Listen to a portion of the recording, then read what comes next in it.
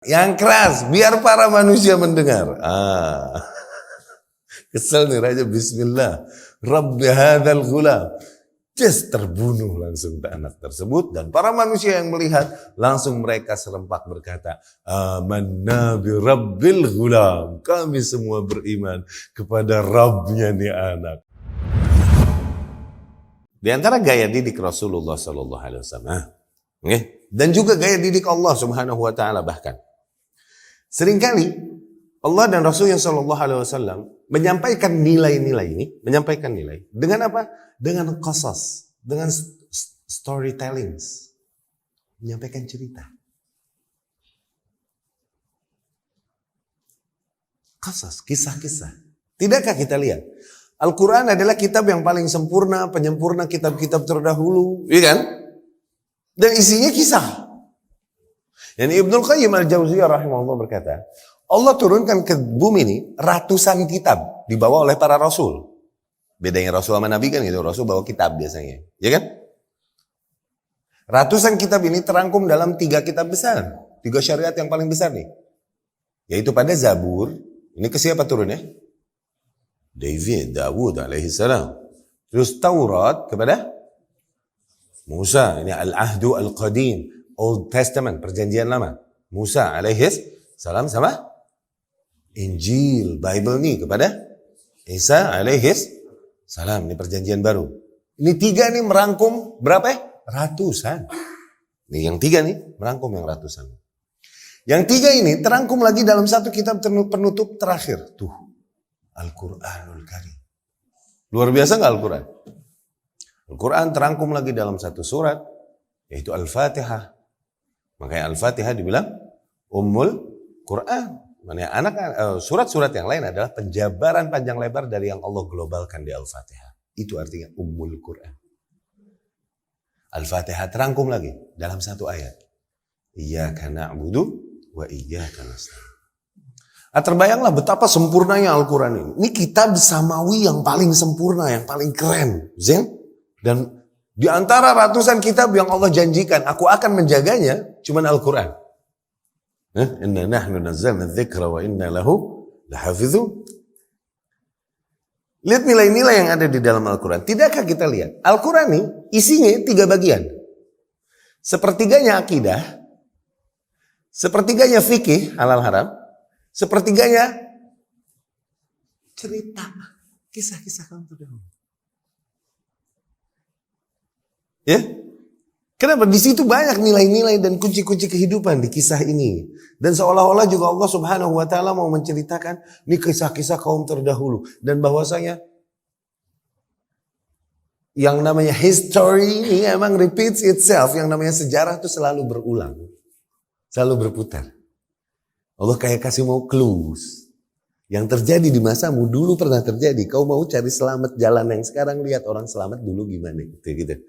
Makanya Ali bin Abi Thalib radhiyallahu anhu bilang, istadil bima kan ala ma yakun fa innal umura ishtibah.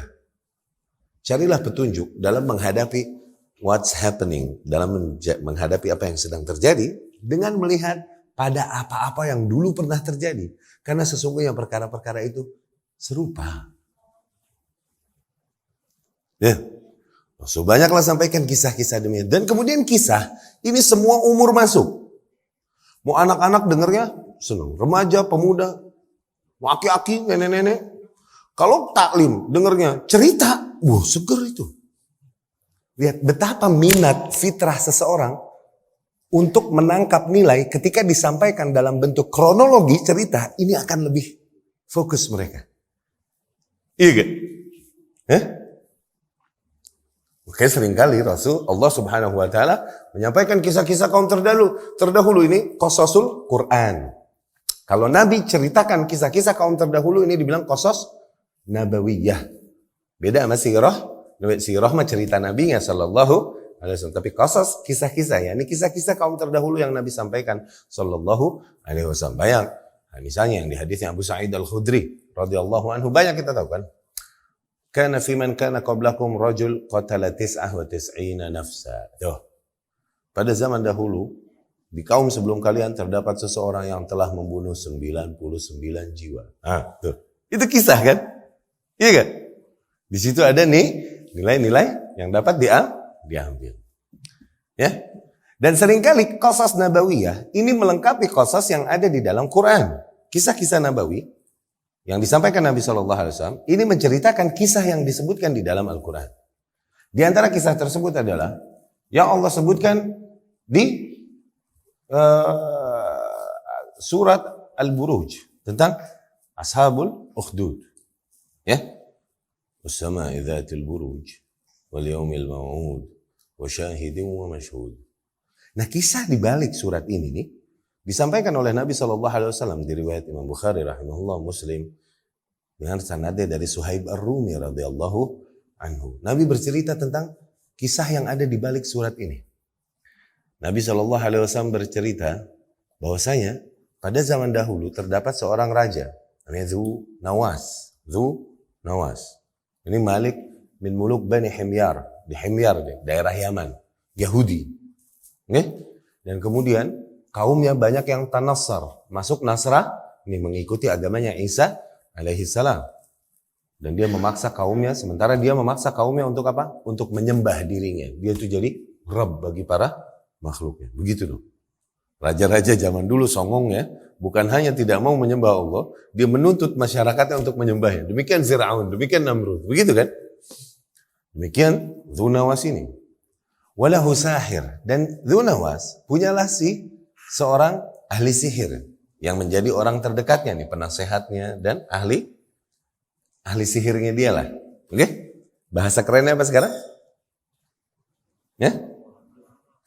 Paranormalnya ya. Iya kan? Ahli sihir. Ahli sihir ini udah tua, udah uzur. Dia pesan sama Dzu Nawas, cariin salah seorang dari kaum ini, seorang bocah, Nabil, yang smart, yang pintar. Aku mau mewariskan kepadanya ilmu-ilmuku, karena aku udah tua. Dibikinkanlah akhirnya pengumuman sayembara tersebut kepada kaum itu, dapatlah seorang bocah, dibilang ghulam. Ghulam ini bocah, oke? Yang cerdas, dan kemudian mulailah dia sekolah sihir sama nih penyihir. Tiap hari nih pergi dari rumahnya, dia pergi belajar sihir. Terus begitu. Terus dia pulang ke rumahnya, dia belajar sihir lagi. Dia pulang ke rumahnya, dia belajar sihir lagi. Begitu. Terus saja berjalan. Di sekolah di Hogwarts. Tuh.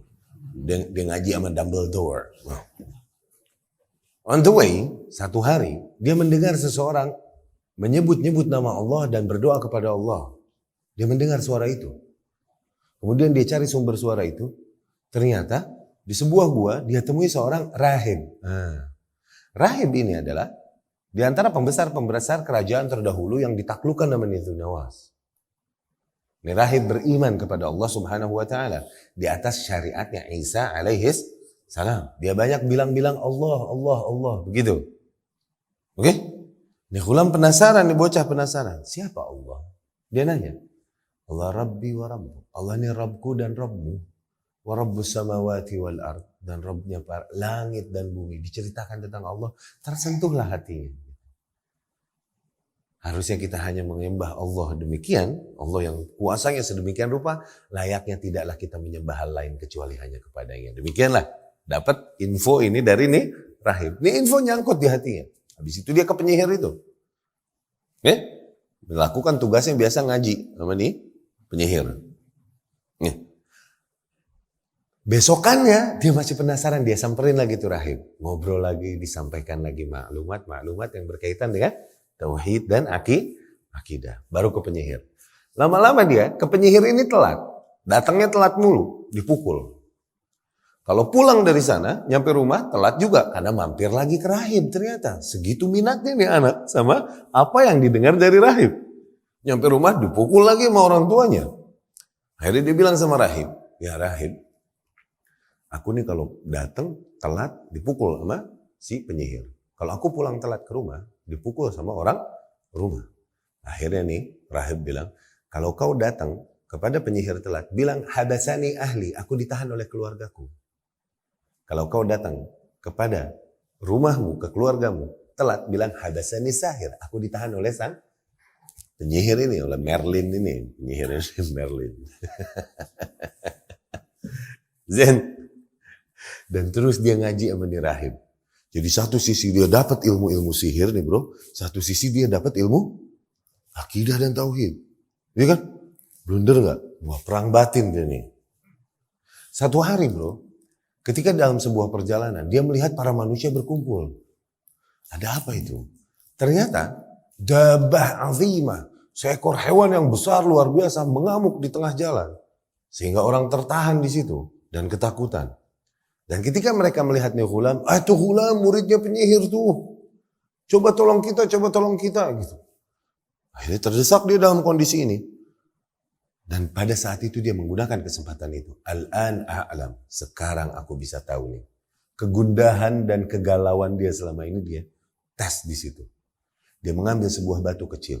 Dan dia berkata, Allahumma, in kan amrul rahib ahabba ilaik. Apabila ajaran si rahib itu lebih kau cintai, faqtul hadhi dabbah. Maka bunuhlah nih hewan. Begitu kan? Dia berkata demikian. Ini terbukti udah ada kecondongannya dia kepada si rahib sebenarnya. Cuman dia masih pengen lebih yakin. Makanya yang dipertanyakan kepada Allah langsung, apabila ajaran nih rahib lebih kau cintai. Tuh, begitu kan? Berarti emang udah mulai ada condongnya kepada ajaran-ajaran sang rahib. Faqtul hadhihi dabbah. Matikanlah hewan ini. Dilempar dengan batu kecil itu, ternyata matilah tuh hewan. Wow, makin yakinlah dia dengan ajaran rahib. Cuman karena itu kejadiannya di tengah keramaian, kasus ini gone viral. Jadi viral lah. Diangkat oleh TikTok dan Facebook pada masa itu. Suwe. Viral lah namanya dia. Kemana-mana didengerin. Dan kemudian akhirnya banyak orang mendatanginya dan minta tolong, minta sembuhin. Sakit tuh pada minta sembuhin. Nah ini diantara ciri-ciri bentuk gaya mu'jizat dan karamah di zamannya Isa alaihi salam. Lebih kepada medis. Okay? Karena mu'jizat itu datang sesuai dengan skill yang ada pada kaum tersebut. Matahin semua skill itu dan memojokkan kaum tersebut untuk gak ada pilihan lain kecuali untuk menerima dan beriman bahwasanya ini dari Allah. Zamannya Musa alaihissalam mereka berbangga-bangga dengan magic, dengan ilmu sihir. Ya kan? Zamannya Musa alaihissalam. Datanglah mukjizatnya Musa alaihissalam mematahkan semua sihir ini. Begitu kan? Begitu kan? Zamannya Isa alaihissalam berbangga-bangga dengan medis. Datanglah ada medis, ada sihir juga pada masa itu.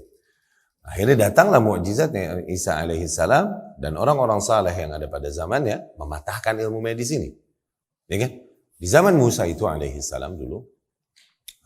Jadi kalau emang orang mempelajari sihir, mereka tahu bahwasanya mereka ini bermain dengan panca indera aja. Nggak bisa nih penyihir atau jin merubah satu makhluk menjadi makhluk yang lain, nggak bisa. Cuman yang dibikin apa? Yang membuat manusia, mereka bermain-main dengan penglihatan, bermain-main dengan pendengaran, seolah-olah penampakan, seolah-olah pendengaran, gitu. Padahal hal itu nggak berubah. Jin nggak punya kemampuan untuk merubah satu makhluk menjadi makhluk yang lain, bisa nggak? Nggak bisa. Kalau iya bisa, dukun pada tajir bro, dia rubah daun jadi fulus. Kalau iya bisa, dukun tajir, harusnya. Iya kan? Demikian para penyihir, jumlah mereka belasan ribu ala sa'id wahid di atas sebuah daratan menghadapi Musa sendirian alone alaihi salam. Ini diceritakan oleh Imam Al-Qurtubi dan lain-lain rahimahullah di tafsirnya. Musa alaihi salam menghadapi mereka semua nih. Dan ma'kulli wahid minhum asan wa habal, setiap mereka memiliki tongkat dan tambang. Dan mereka berkata, alqi ya Musa, imma an nakuna awwala man alqa. Lemparkan tongkatmu coba Musa. Atau kita duluan yang lemparin. Musa alaihissalam ini gak belajar sihir. Dia awam. Dalam masalah sih. Coba lempar. Kata Musa alaihissalam demikian. Mereka lemparkanlah tongkat-tongkat dan tali mereka. Nah kemudian berubah. Allah berfirman. Yukhayyal ilaihi min sihrihim annaha tas'a. Dikhayalkan kepada Musa dengan sihir mereka nih. Seolah-olah ini berubah jadi ular. Tuh. Dikhayalkan kepadanya. Berarti mereka ini bermain dengan Khayal dengan imajinasimu tuh. Oke? Tapi yang sama-sama belajar sihir, tahu tongkat-tongkat ular-ular nggak berubah jadi ular. Kalau satu guru satu ilmu atau sama-sama belajar sihir, mereka nggak bakalan ketipu dengan ilmu itu. Tongkat-tongkat mereka lihat nggak berubah jadi ular. Musa awam, dia ngelihat nih tongkat jadi ular. Aujaz fi nafsi khifah Musa, terjadilah rasa takut di hati Musa. Akhirnya Allah bilang, la takhaf innaka antal a'la. Jangan kau takut, sesungguhnya kau lebih berkuasa dari mereka. Alqima fi yaminik. Lemparkan yang di tangan kananmu itu. Yang ini tongkatnya. Dilemparkan oleh Musa alaihissalam. Ternyata tongkatnya Musa nih menjadi ular yang sangat besar. Wa talqaf ma ya'fikun. Dimakanilah ular-ular para penyihir ini oleh ularnya Musa alaihissalam. Di sini penyihir mentok. Tadi udah bilang, kalau itu sihir, maka penyihir akan melihat. Paham ya? Tongkat tetap tongkat, nggak berubah jadi ular. Karena mereka penyihir, mereka bisa melihat itu. Gitu kan? Tapi pada saat itu mereka melihat, ternyata tongkatnya Musa beneran jadi ular. Paham? Mentok nih, udah mentok, ilmu sihirnya mentok. Ini beyond magic berarti. Karena kalau ini magic, tongkat akan tetap kelihatan tongkat, gak berubah jadi ular. Tapi mereka magician, mereka ahli sihir, mereka melihat itu tongkat berubah jadi ular. Terus nih ular makanin, ular-ularnya penyihir. Berarti makanin tongkat kan? Ular apaan makan tongkat? Udah bener-bener beyond tuh. Emang bener yang disampaikan Musa udah alaihissalam. Akhirnya mereka ribuan, belasan ribu penyihir sujud kepada Musa alaihissalam pada saat itu beriman pada Allah subhanahu wa ta'ala. Tuh di zamannya Musa sihir no. Datangnya mukjizat artinya melemahkan, mematahkan. Maknanya apa? Gak ada yang bisa matahin. Datang seringkali mukjizat sesuai dengan gaya dan skill yang dibanggakan dan ada pada kaum itu. Oke? Zamannya Isa, magic sama medis yang dibanggakan.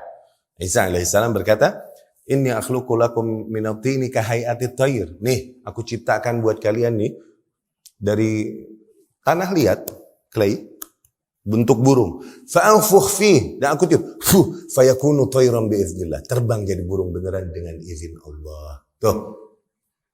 Penyihir nggak bisa ngerubah lumpur jadi burung, nggak bisa. Makhluk jadi makhluk nggak bisa. Tapi Isa alaihissalam bisa.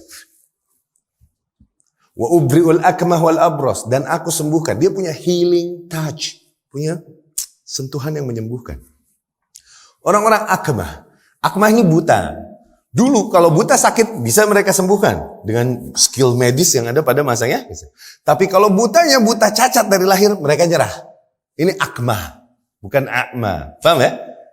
Nah, orang yang buta cacat aku sembuhkan bisa. Tuh, hal yang mereka nyerah selama ini bisa disembuhkan. Wal abros, aku sembuhkan orang yang lepra. Abrosnya ini lepra. Dan lebih jauh lagi, wa uhyil mauta biiznillah. Bahkan aku membuat lagi orang yang udah mati jadi hidup dengan izin Allah. Medis apa ngebangunin orang hidup? Mentok gak? Gak ada pilihan lain, udah berarti benar Isa.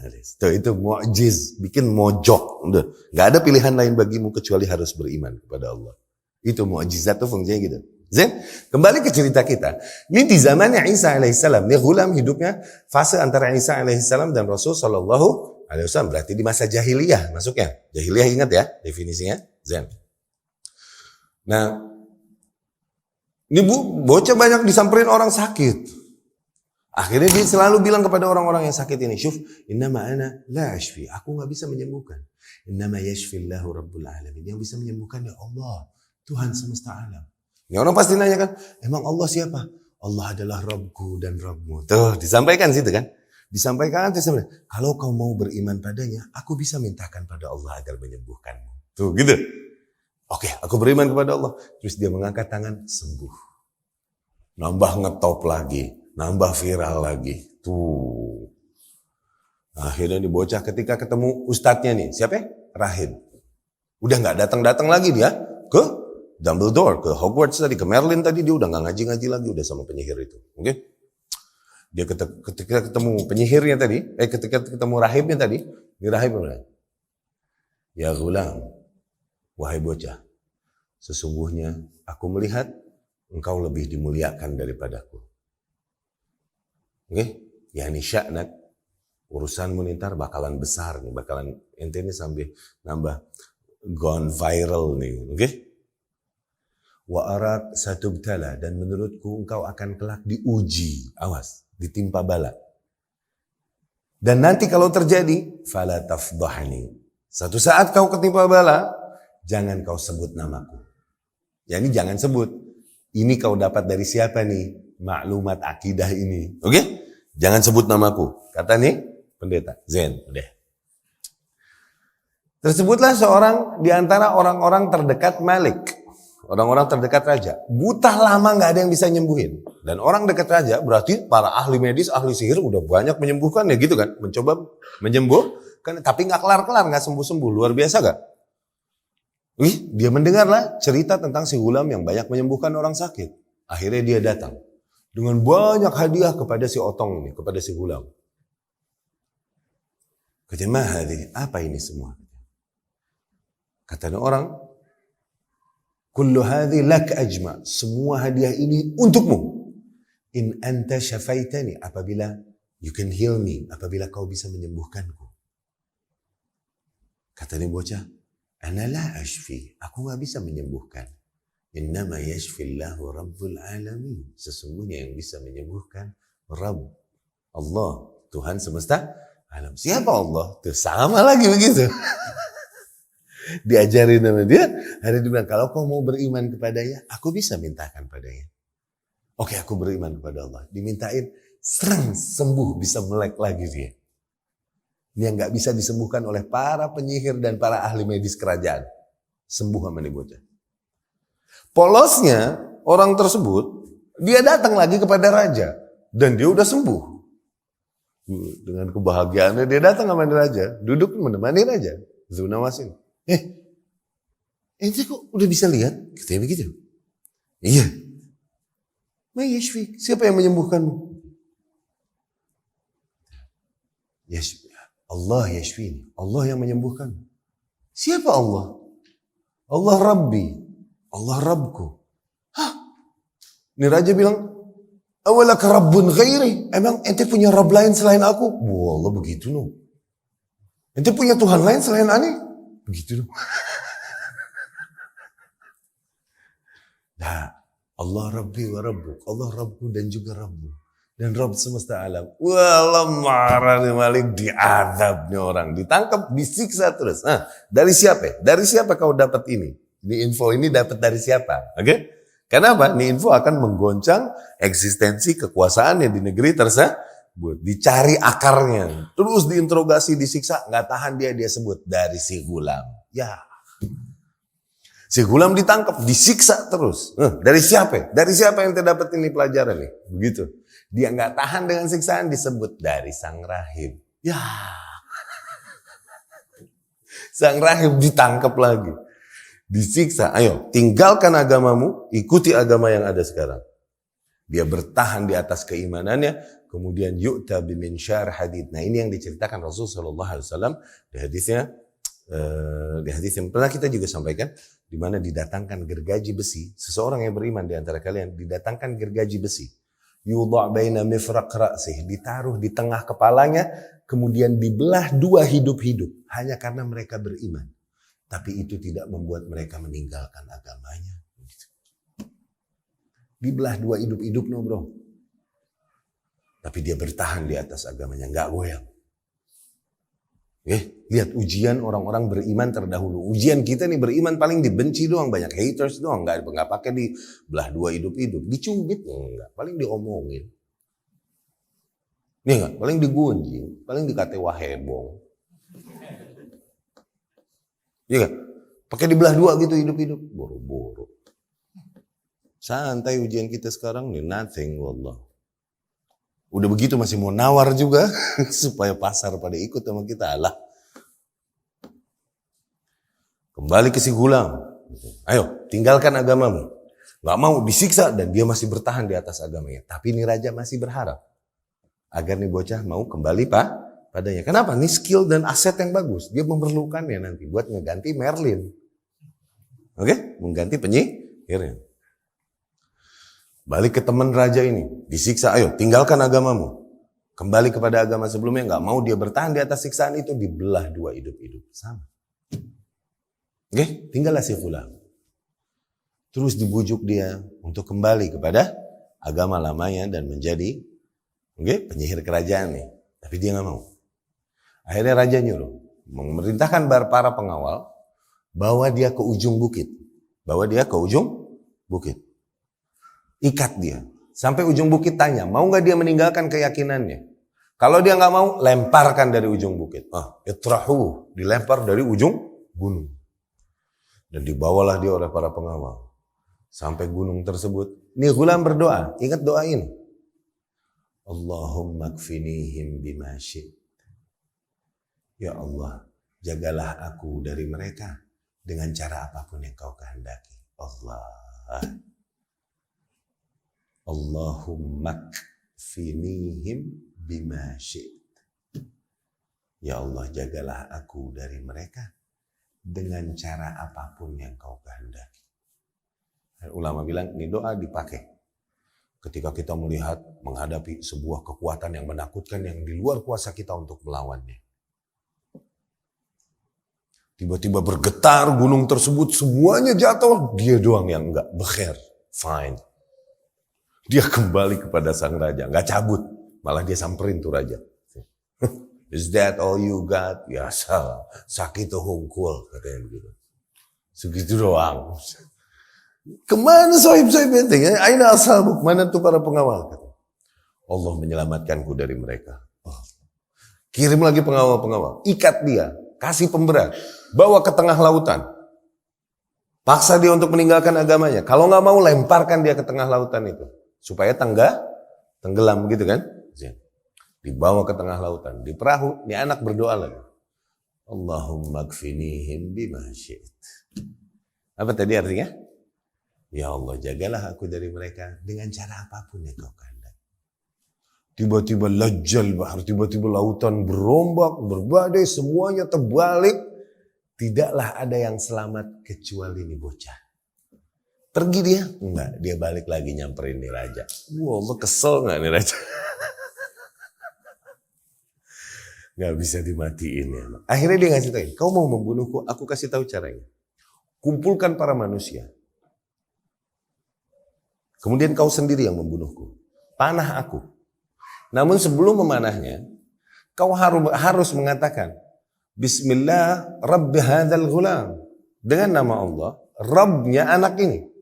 Karena hakikatnya kuasa apapun gak bisa mencabut nyawa seorang hamba kecuali apabila Allah berkehendak. Hanya Allah yang berkuasa. Bunuh aku dengan namanya, kau bisa membunuhku. Gak ada solusi lain kan? Akhirnya penasehat raja bilang, ini kalau dibiarkan hidup, akhirnya afsadun nas alaik. Dia bisa memprovokasi manusia sehingga para manusia meninggalkanmu nanti. Bahaya, yang kayak gini harus dimatiin. Begitu. Akhirnya gak ada cara lain nih, dikumpulinlah para manusia. Dan kemudian diikatlah nih bocah. Dipanah oleh raja itu sendiri. Kesal kali ya? Dia tes tanpa menyebut nama tersebut. Tanpa menyebut yang disyaratkan tadi. Beneran gak kena. Gak kena. Begitu. Sebagaimana yang kukatakan. Jadi sebut dulu itu. Dia bilang pelan-pelan. Bismillahirrahmanirrahim. Pelan-pelan ngomong. Gak kena lagi. Dia bilang, yang keras, biar para manusia mendengar. Kesel nih raja, Bismillah, Rabbi hadzal ghulam. Terbunuh langsung anak tersebut. Dan para manusia yang melihat, langsung mereka serempak berkata, Amanna bi Rabbil ghulam. Kami semua beriman kepada Rabbnya nih anak. Wah. Akhirnya para pengawal, penyihir, dan kemudian para ininya berkata, Ya Malik, wahai Raja, sungguh telah terjadi apa yang kau khawatirkan. Ini gimana nih kalau udah begini? Ya udah, nyalakan auqidu nor, nyalakan api yang besar luar biasa. Tangkap nih mereka semua. Kemudian tanya mereka satu-satu. Apakah mereka beriman kepada Tuhan si ghulam atau mau kembali kepada agama lamanya? Kalau mereka bertahan, beriman kepada Rabbnya ghulam, lemparkan mereka ke api hidup-hidup. Itu ukhdud. Yang dibakar hidup-hidup hanya karena mereka beriman kepada Allah. Itu tuh ashabul ukhdud. Ini cerita ini. Tersebutlah seorang ibu bersama bayinya. Dia nggak ragu sebagaimana kaum mukminin yang lain mati di atas keimanannya, dia nggak ragu. Tapi rahmatnya sama bayinya gimana? Masa mau dibawa mati juga? Nggak tega. Tapi dibiarkan hidup, nanti dia di atas kesyirikan, kekufuran, bagaimana? Ragulah ibu ini. Tapi dia beriman. Tiba-tiba natakas sabi. Ini bayi talks, speaks, bicara. Ummah, la takhafi ya ummah. Wahai ibuku, jangan kau takut. Innaki alal haq. Sesungguhnya kau berada di atas hak. Allahu Akbar. Bayi ngomong. Ini diantara kasus-kasus yang sahih di mana bayi berbicara. Ini kasusnya Juraij. Ingat kasus Juraij? George. Nah itu Juraij. Nah kemudian kisah Isa alaihi salam ibnu Maryam dan lain-lain. Akhirnya matilah dia bersama bayinya. Lihat nilai yang dibawakan dari kisah tersebut. Seseorang yang mendengarnya itu akan lebih termotivasi dia untuk bertahan di atas akidahnya. Ya, dan betapa kisah ini begitu efektif selain untuk menyampaikan nilai, juga untuk charging iman. Baca sirah. Bahkan Imam Hanafi sendiri, dan dia jagonya fikih, tetap dia berkata, siyarus salaf ahabbu ilayya min kathirin min hukmil fiqh. Sirah-sirah salaf ini, sirah kaum terdahulu, ini jauh lebih aku cintai daripada banyak hukum fikih. Padahal dia jagonya fikih. Al-Imam Nu'man ibn Thabit nih, Abu Hanifah. Ya, dan juga banyak nilai di situ. Betapa kita berangkat dari rahmat Allah Subhanahu wa taala, bahwasanya la yukallifullahu nafsan illa usaha. Allah enggak bebani manusia di luar kemampuannya. Bahwasanya yubtala al-mar'u ala hasabi dini. Seseorang diuji agamanya, diuji sesuai dengan kekuatan beragamanya. Di mana bentuk rahmat Allah, tidaklah kita diuji dengan ujian-ujian seberat kaum terdahulu. Setelah itu semua, masa kita mau kendor dari nilai-nilai akidah kita? Kita nawar hanya karena apa? Hanya karena mungkin banyaknya manusia tidak menerima apa yang kita yakini. Gak sesuai dengan apa yang kita amalkan. Gitu. Ya. Dan Barat melihat metode ini, di mana menceritakan cerita, ini cara yang tepat untuk menyampaikan nilai kepada anak-anak. Barat nih ngelihat ini, makanya mereka banyak bikin cerita, banyak bikin superheroes. Tuh. Sementara anak-anak kita kaum muslimin, yang bukan superheroes khayalan, beneran. Manusia-manusia luar biasa yang hidup. Abu Bakar, Umar radhiyallahu anhu, Utsman, Ali, Khalid bin Walid. Dan ini bukan dongeng superheroes. Ini realita fakta orang yang pernah hidup di muka bumi. Anak-anak kita nggak mengenalnya. Tengok Abu Bakar radhiyallahu anhu, siapa nama aslinya? Anak kita nggak tahu tuh.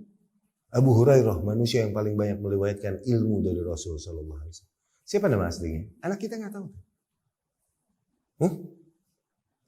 Tapi tanya anak kita, siapa Batman?